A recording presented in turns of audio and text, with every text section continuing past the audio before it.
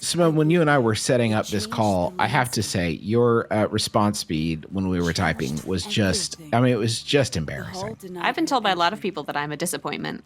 Well, just in this regard, I don't know you that well, but I know as a typer, you have a lot of room to grow. And the good news is, enter Epistory.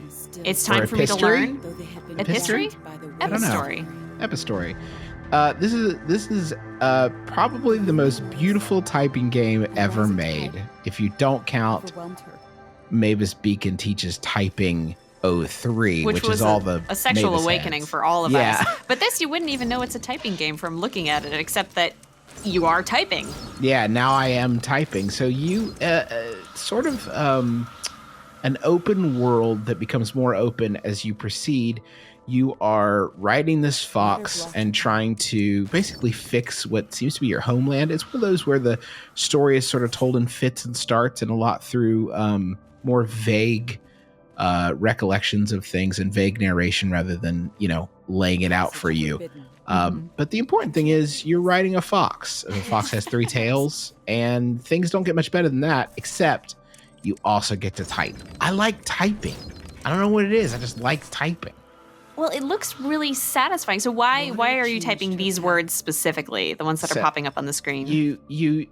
Well, the first thing that's kind of odd about this is that you are having your hands in a typing position. So you're actually like moving on an isometric plane using I have to look, I think the RFUH buttons or the Q. Yeah. So you're moving on an isometric plane. You can obviously customize that to use arrows or if you want to, but it's easier if you can keep your hands in a typing position, and that takes a little while to get used to, but not too long. Always be ready for battle in the typing world. Right, exactly. So you use the typing to attack basically. So you can attack items. So you can destroy things in the environment to unlock secrets, and you can also attack creatures. Now, as you can see there, those were not things you can type. The symbols that were above those monsters' heads in blue. Those You're aren't running symbols. right away into that corner. Yeah, no way. I beef it. Goodbye, world. One hit kill. What's up, Dark Souls? It's really, really hard. Would you say that this is the educational Dark Souls? It's the educational Dark Souls, yes. So one hit and you die, so you don't want that to happen. But as you can see, when I try to type at them, you press spacebar to start typing. But when I type at them, you don't. I don't have the symbols, and they're in blue there. You can see some more blue symbols there. I don't have the what I need there. As you proceed through these dungeons, this is sort of a dungeon in the world. I don't know who I am anymore. Yeah. As you proceed through the dungeons, you unlock these new abilities. I've already unlocked fire abilities. And there, you can see that crystal there is ice powers. It's worth noting, in case it looks like I'm a noob. I wasn't going to say anything. Yeah, you actually, when you're on this ice, you just kind of slide around in a direction until you run into something. Okay, so it's like Chip's Challenge. It's exactly like Chip's Challenge, Simone. It's precisely. But you're riding your fox around and unlocking these powers. And now you can see I have ice abilities. So those symbols turned into actual English letters that now you can type. Yes. Are you going to go back and get vengeance on those strange spider creatures? Yeah, they're not going to know what hit them. I mean, they will figure it out when they're very cold. Excellent. They're going to realize it's ice. It's ice that hit them from a fox. But then they'll know what hit them for sure. And you can see that sometimes the words are kind of themed. Yeah, you're learning vocabulary. Icicle, at the same time. All kinds of different words for cold.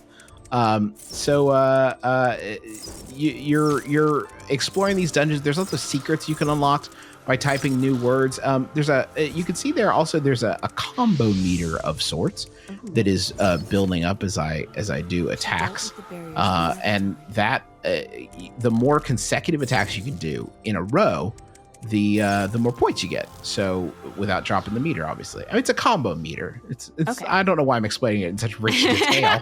I've never heard of such a thing. Yeah, but it's a combo meter. Now, so typos would then drop your exactly combo. Right. Okay. Trial by fire. Exactly. Well, literally in this case, because I have to switch between those orange words above those creatures are fire attacks, and the blue above are ice. So you just type fire and ice to switch. Oh my gosh, that's so cool. Yeah, it's neat. So this is another sort of battle arena that I found myself in. No real theme to these words. They're in white, so either fire or ice attacks will work on them. When you're in these arenas, this is the time when you can really like build up your combo and get a lot of points. The points that you accrue are then used on upgrades. You can upgrade the effect of your spells. For instance, when I use a fire attack, it sets these animals on fire, and you can see the word kind of burn away after I hit them with it. What that does is it makes it so you don't have to finish typing the next word. So if you have a lot of enemies coming at you at once, you can kind of manage a crowd that way. Okay. Wow, that's really cool. Yeah. So we're both adults, and this game looks really fun. Do you think it's appealing for multiple age groups, or is it? Yeah, it's interesting. I do think there's an educational like spin on typing games, but I also think that like anybody could like get better at typing. I'm actually like pretty good at typing, so the difficulty curve of this game was sort of a little bit off for me at the start. I think. Oh yeah. Because it's not that hard for me to keep up with all these. For example, I don't use the fire often to like burn down the names or the words. I rather just type them in because I can do it fast enough to keep up with it. Does it go over like the hand placement and stuff that typists should know, or does it just kind of set you loose? No, just kind of like go for it. And you start with like shorter words, and then once you start encountering like bosses, they have like long word, like 10, 11 letter words. And you can tell they're stretching with some of them. Supercalifragilistic. Yeah, precisely. Now see here, this little thing that's opened up, it will unlock another portion of the world for me. And what you do is as you accrue the points from fighting these folks, this took me back out to the outside of the dungeon because I'd finished it. Hey. But once you accrue enough points from attacking these folks, you can unlock new areas of the map, and they all unfold with that sort of beautiful papercraft look. Now you can see I can proceed a little bit further because I've unlocked ice abilities, so I can proceed. If I could get over there to that green marker star thing, that's one that you can unlock with your points and expand a new area of the map and maybe unlock a new dungeon, etc. Nice. So yeah, it's a really as a way of like, brushing up on your typing skills. It's cool. Would you play it for the story, just the story and the gameplay, or? I really like it. It's sort of like a Bastion vibe almost. If you played that one, like the narrator, the narrator sort of like, and the way the world's sort of like expanding out. So like, I really like that. I don't know how well the story will like congeal over time, but it's really, that's an ice word. Congeal. I can just type that. No problem. Yeah, but that's Epistory. Or Epistory. Let's go with Epistory. That sounds like way better. It's on Steam now. It's been in early access for a while, but it just came out, so it's well worth checking out. Thanks, Simone. Thank you, Justin. Snowball. Snoball. No problem. See? You got it.